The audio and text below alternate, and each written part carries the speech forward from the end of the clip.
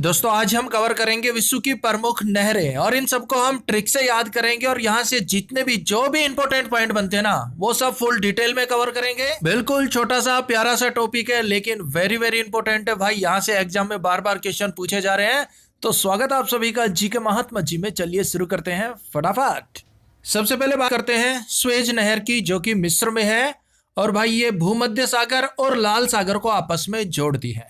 Important point है, exam में यहीं से क्वेश्चन बनते हैं। बताइए कौन सी नहर किन दो महासागरों या फिर सागरों को आपस में जोड़ती है। तो स्वेज नहर भूमध्य सागर और लाल सागर को आपस में जोड़ती है। एक बार ट्रिक से भी याद कर लीजिए। देखिए स्वेज का हो गया स्टेज, और स्टेज कहाँ बनती है? भूमध्य सागर, भूमि के मध्य बनती है भाई। भाई स्टेज आसमान में तो नहीं बनती ना ही पानी में बनती। स्टेज बनेगी भूमध्य, भूमि के मध्य। और मैं तो यही कहूंगा आप स्टेज भूमि के मध्य बनाइए और उसे पूरा लाल सागर लाल कलर में बनाइए। लाल मैट डालिए, लाल चटाई डालिए और लाल ही टेंट लगाइए।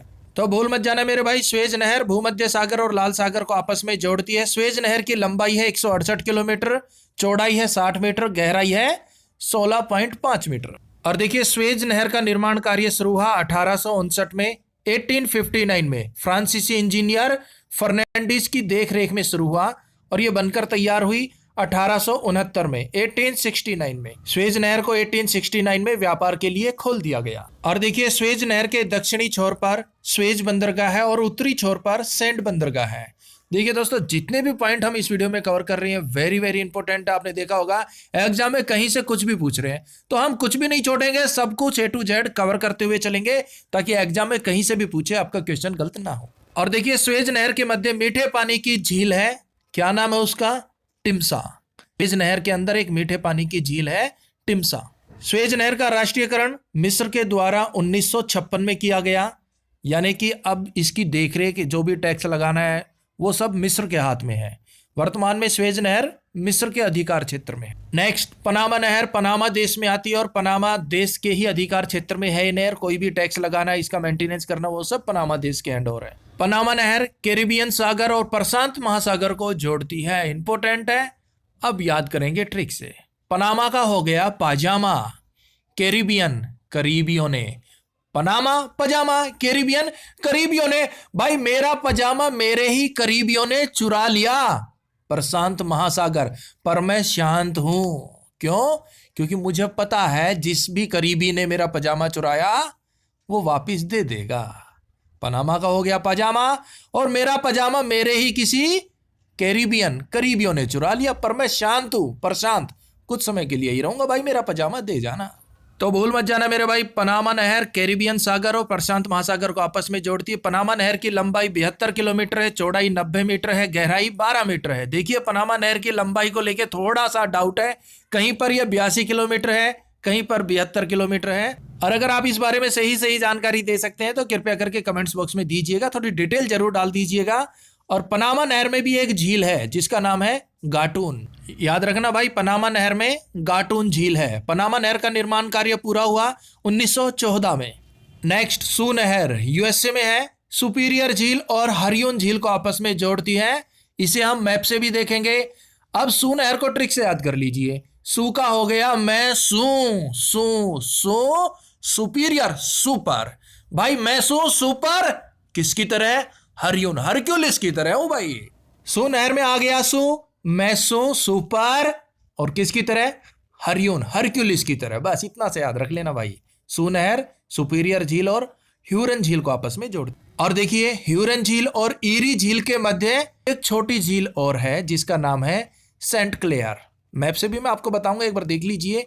ह्यूरन झील और ईरी झील के मध्य सेंट क्लेयर झील है। ह्यूरन झील और सेंट क्लेयर झील के मध्य सेंट क्लेयर नदी बहती है। सेंट क्लेयर झील और ईरी झील के मध्य डेल्टा काय नदी बहती है। सब हो गया ना मिक्सअप? No problem. चलिए मैप से समझते हैं। देखिए अमेरिका की ये 4 झीलें हैं। सुपीरियर झील है, ये मिशिगन झील है, ये ह्यूरल झील है और ये यहां पर है ईरी झील, और ये यहां पर हो गई ओंटोरिया झील। देखिए सुपीरियर झील को ह्यूरल झील से जोड़ा गया है सू नहर से यहां तक बिल्कुल ईजी है, नो प्रॉब्लम। अब यहां पर मिशिगन झील और ह्यूरल झील ये आपस में जुड़ी हुई है। देखिए ये भाग आपस में जुड़ा हुआ है इनका। अब देखिए ह्यूरल झील और ईरी झील, इनके मध्य ये छोटी झील है, ये देख रहे हैं, ये ह्यूरल झील है और ये ईरी झील है। यहां पर ये जो आपको दिखाई दे रही है ये छोटी झील है और इसका नाम क्या है? Saint Clara.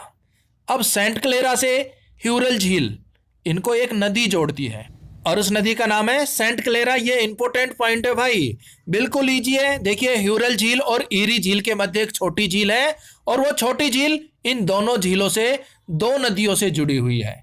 एक तो हो गई सेंट क्लेरा नदी, दूसरी जो सेंट क्लेरा झील से ईरी झील को जोड़ती है उस नदी का नाम है डेल्टा काय नदी। ये जो आप देख रहे हैं ये डेल्टा काय नदी है और ये ऊपर की तरफ ये सेंट क्लेरा नदी है। तो ये डाउट आपको क्लियर होना चाहिए भाई। नेक्स्ट, वेलेंट नहर, ये ईरी और ओंटारियो झील को आपस में जोड़ती है। ईरी और ओंटारियो झील के बीच नियाग्रा नदी बहती है जिस पर नियाग्रा जलप्रपात है। एग्जाम में क्वेश्चन पूछा गया था। ट्रिक से कैसे याद रखेंगे? देखिए वेलेंट का हो गया वैलेंटाइन। अब एक सहेली दूसरी सहेली से पूछ रही है ईरी, अरे वैलेंटाइन डे पे गई क्या कहीं बाहर घूमने? ईरी झील हो गई। अरे वैलेंटाइन डे पे कहीं बाहर घूमने गई क्या? उसने भी बोल दिया नारी। अरे नारी क्यों? अंटोरिया, अंटी ने जाने ही नहीं दिया। अंटोरिया झील का हो गया अंटी। अरे नारी, अंटी ने जाने ही नहीं दिया। तो वेलेंट नहर ईरी और अंटोरिया झील को आपस में जोड़ दी।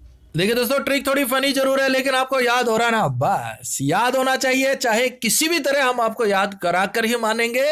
और भाई वीडियो हेल्पफुल लगे तो लाइक और शेयर जरूर कर दीजिएगा। नेक्स्ट, गोटा नहर स्वीडन यूरोप में है।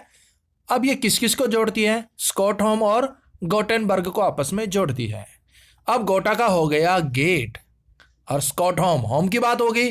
भाई गेट हम होम पर तो लगाते ही है ना, होम के अंदर जो सामान रखा है उसकी सिक्योरिटी के लिए गेट कहाँ लगाते हैं? होम पर लगाते हैं, यानी कि स्कॉटहोम। और यहां पर है गोटेनबर्ग, ये सेम हो गया। गोटा नहर गोटेनबर्ग और स्कॉटहोम को जोड़ती है। स्कॉटहोम, होम पर हम गोटा यानी कि गेट लगाते हैं। बिल्कुल ईजी है। नेक्स्ट, कील नहर उत्तरी सागर और बाल्टिक सागर को आपस में जोड़ती है। अब कील का हो गया कील, जो दीवारों में ठोकते हैं ना कील, कुछ भी टंगाने के लिए उस कील की बात कर रहे हैं। और उस कील से बाल्टी यानी कि बाल्टी को किसी ने फोड़ दिया, छेद कर दिया। भाई कील नहर का हो गया कील, लोहे की कील होती है और लोहे की कील से बाल्टिक सागर यानी कि बाल्टी में किसी ने छेद कर दिया, बाल्टी को किसी ने फोड़ दिया। अब किसने छेद किया, किसने फोड़ा? मुझे उत्तर चाहिए। उत्तर उत्तर उत्तर उत्तर सागर और बाल्टिक सागर को आपस में जोड़ती है कील नहर। नेक्स्ट, उत्तरी सागर नहर एम्स्टर्डम और उत्तरी सागर को जोड़ती है। बिल्कुल इजी है। मैनचेस्टर नहर मैनचेस्टर और लिवरपूल को जोड़ती है। अब मैनचेस्टर नहर की बात हो रही है तो ये मैनचेस्टर को जोड़ती है। ये तो सेम नाम हो गया भाई। अब हमें याद करना है लिवरपूल। अब मैनचेस्टर का हो गया मैन आदमी, इंसान, चेस्टर यानी कि चेष्टा करता रहता है। भाई हम मानव है, हम हमेशा चेष्टा करते रहते हैं कि लीवर यानी कि रिवर पर पुल बना ले, इस रिवर पर पुल बना ले, उस रिवर पर पुल बना ले। ये मैन चेष्टा करता रहता है। मनुष्य हमेशा कोशिश करता रहता है, चेष्टा करता रहता है कि लीवर पर पुल बना ले, नदी पर पुल बना ले। नेक्स्ट, वेरी इंपॉर्टेंट, इंदिरा नहर। भाई इंपॉर्टेंट क्वेश्चन है, एग्जाम में अभी तक यहां से क्वेश्चन नहीं पूछा गया है, हो सकता है जल्द ही पूछ लिया जाए। तो डिटेल से देख लेते हैं एक बार इसको। देखिए इंदिरा नहर हरिके बैराज से निकलती है जो कि पंजाब में है और ये राजस्थान के मध्य भाग तक जाती है। इसका मुख्य उद्देश्य है पेयजल पूर्ति करना, सिंचाई के लिए पानी उपलब्ध कराना। इंदिरा नहर का पुराना नाम था राजस्थान नहर और इसे राजस्थान में मरुगंगा के नाम से भी जाना जाता है। दोनों इंपॉर्टेंट पॉइंट है। और देखिए 2 नवंबर 1984 को इस परियोजना का नाम बदलकर इंदिरा गांधी नहर परियोजना किया गया। पहले इसका नाम था राजस्थान नहर। और भाई एक पॉइंट आपके लिए छोड़ रहा हूं, इंदिरा गांधी नहर की लंबाई कितने किलोमीटर है ये आप कमेंट्स बॉक्स में बताइएगा और जितनी डिटेल आप दे सकते हो दे दीजिएगा ताकि हमें भी पता चले भाई आप कितने पानी में हो। और देखिए इस नहर का उद्घाटन किया गया था 31 मार्च 1958 को। 1958 को इंदिरा गांधी नहर परियोजना के जनक थे कंवर सेन। इंपॉर्टेंट पॉइंट है भाई, इंदिरा गांधी नहर परियोजना के जनक माने जाते हैं कंवर सेन। और जैसा कि हम आपको बता चुके हैं 2 नवंबर 1984 को इस परियोजना का नाम इंदिरा गांधी नहर परियोजना किया गया। और इंदिरा गांधी जी की मृत्यु कब हुई? 31 अक्टूबर 1984 को। और भाई इंदिरा गांधी नहर की लंबाई कितना किलोमीटर है वो भाई आप कमेंट्स बॉक्स में बताइएगा। बिल्कुल छोटा सा पॉइंट आपको दिया है और उम्मीद आप इसका बिल्कुल सही सही जवाब देंगे। तो भाई मिलते हैं नेक्स्ट वीडियो में, तब तक के लिए जय हिंद जय भारत।